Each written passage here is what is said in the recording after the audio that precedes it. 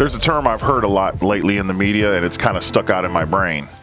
That term being the narrow path.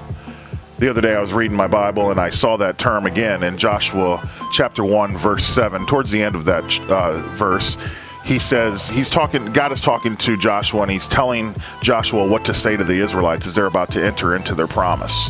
And he tells them to remember the things that Moses had told them. Remember the commandments that God has on their life. Remember the things that they need to do, the ways they need to walk, and not to veer to the left and not to veer to the right, but to stay on the straight and narrow. That's sometimes a challenge. But why is it important for us to stay on the straight and narrow? He answers it in that same verse.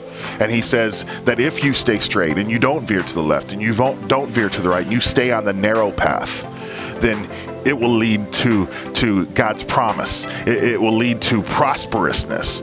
It will lead to successes. Now, how do we do that? That's probably the hardest part of this.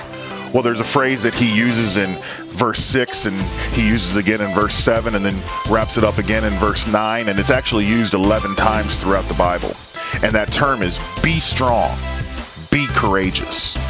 The number 11 actually has biblical meaning. It's typically used when there's chaos happening.